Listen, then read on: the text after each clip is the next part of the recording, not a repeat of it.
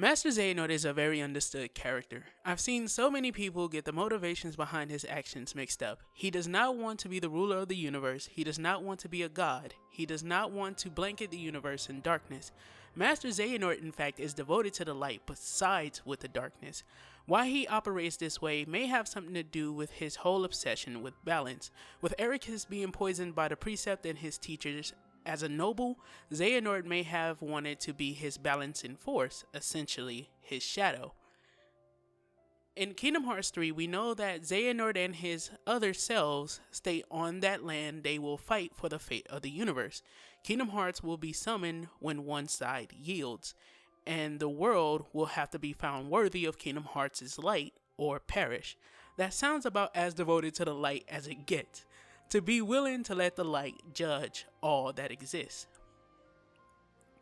But where this thought process comes from is due to another underlying factor in Master Xehanort's life people just overlook for some reason.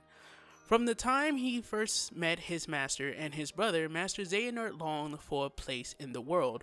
This is the initial desire that made him feel his home world was too small. He also dreamed in his youth to be the very first to inhabit a world. When he met Ericus, he felt like his value was diminished, as Ericus was a noble or prince of the Keyblade Union that he became a part of. He saw those in the world polluting light with their darkness and sought to purge them out. Until he could achieve his goal and cement himself into the Keyblade's history, he feared death. He had no true pupils till he met Ventus, and even then he only sought to use him to prolong his own life, till he could achieve his goal. And that leads us to the events of what has happened over the span of the Kingdom Hearts series. But it all ends with him being reminded by Sora about young Ericus' words of being there for him. Xehanort destroyed his home, but that was in fact where he belonged, by Ericus' side. Ericus was always his friend and always saw him as a brother. This is why Ericus allowed him to see his pupils take the Mark of Mastery exam in spite of his attack on Master Ericus, and their difference in opinion was never truly that bothersome to Master Ericus outside of course, the fact of what Master Xehanort truly wanted to do. Why he took Ventus in without question, and why in the end he had to be the one to open his eyes and show him it's okay to leave the world as it is. It was too late for Master Xehanort or Master Ericus to make a change, true. But it was not too late for someone like Sora, Riku, Kairi, Roxas, Lee, Xion, Ventus, Aqua, and Terra to make that change. And he could rest easy knowing he was leaving the world to them. They do carry the will of protecting the light. And that was the underlying message when Master Xehanort told Sora, very well done.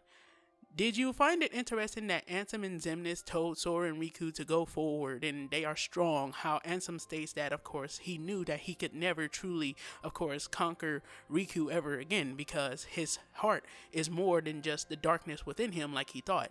That's because technically the Destiny Trio is Master Xehanort's pupils. This is why Ansem spoke a lot about knowing so little and there being so much to actually learn. Why Xemnas taught them about the fragile nature of the heart. And Master Xehanort was essentially their final exam, giving Sora the ultimate weapon to his best student. And leaving the role of protecting the light to the Destiny Trio. So Master Xehanort, in essence, is a character that truly feared death, and he feared death not because, of course, he just feared the idea of leaving the world. He feared not leaving his mark on the world, and by not leaving his mark on the world, of course, he felt that he couldn't go just yet. There was something that he felt he had to do, and this is why when Ericus asks him for the Keyblade, he tells him, no, I can still do this. And it's gut-wrenching, man, because Master Xehanort is one of my favorite characters. He's been an amazing villain, and, you know, a lot of people are probably going to try and deny it, but there are a lot of hints of Master Xehanort actually being this character we see him to be by the end of Kingdom Hearts 3.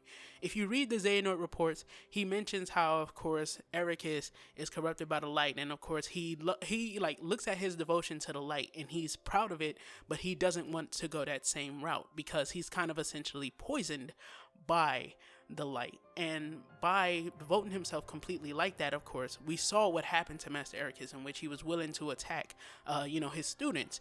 Xehanort knew he could play him in that way because of his devotion, and he didn't want to be that weak. But Xehanort, at the same time as well, also was searching for a place that he belonged. And he always did know where he belonged. He just wasn't willing to see it because I guess you could say he was jealous of the fact that Master Ericus was a noble and Master Ericus was going to be the one that was chosen.